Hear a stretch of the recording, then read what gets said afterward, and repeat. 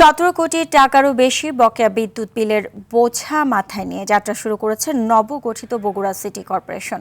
অনিয়ম, অব্যবস্থাপনা আর অবৈধ সংযোগের কারণেই এই দেনা তৈরি হয়েছে বলে অভিযোগ স্থানীয়দের। তবে বছরের পর বছর কিভাবে জমলো এই মোটা অঙ্কের দেনা, কারা ভোগ করলো বিদ্যুৎ সুবিধা আর কেনই বা পরিশোধ হয়নি বিল? বগুড়া থেকে ইমরান হোসেন লিখনের পাঠানোর তথ্যচিত্রে জানাচ্ছেন আবরার মাহি।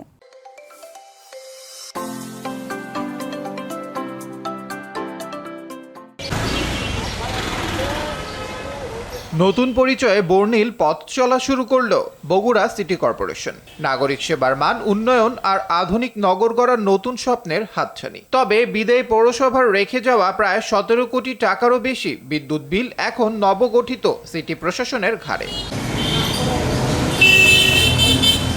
স্থানীয়দের অভিযোগ, কিভাবে জমলো এই বিপুল দেনা।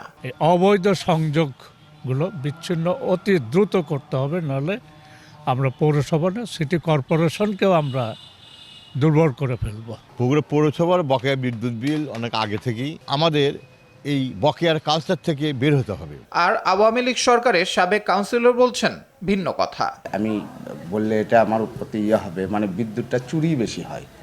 পৌরসভার বিদ্যুৎটা অনেকে নিজের মনে করে চুরি করে। যেমন আমাদের কিছু কর্মচারী আছে, তারা এই ইয়েটা করে। হরিজন কলোনিতে এই বিদ্যুৎটার অপব্যবহার হয়, এ কারণে বিল বেশি হয়। তারা হিটার ব্যবহার করে, অনেক সময় শীতে ব্যাডমিন্টন খেলা এই বিদ্যুৎ দেওয়া হয়। মানে পৌরসভার বিদ্যুৎটা নিজের মনে করে আমরা ব্যবহার করি। কর্তৃপক্ষ জানিয়েছে এইসবের পেছনে তাদের কোনো হাত নেই। যখন নির্বাচিত জনপ্রতিনিধি ছিলেন তখনই এই হিউজ বকেয়াটা হয়েছে আর কি। আর বিদ্যুৎ বিভাগে যে কোনো লোড ম্যানেজমেন্ট করতে গেলে সেই দায়টাও অনেক ক্ষেত্রে পৌরসভাকে চাপিয়ে দেয়, সেই হিসেবে আসলে এতগুলো আছে।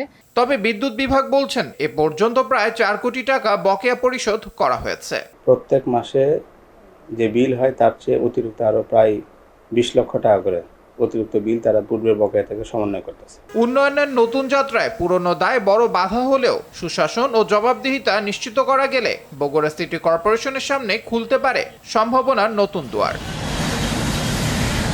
আবরার মাহি, RTV।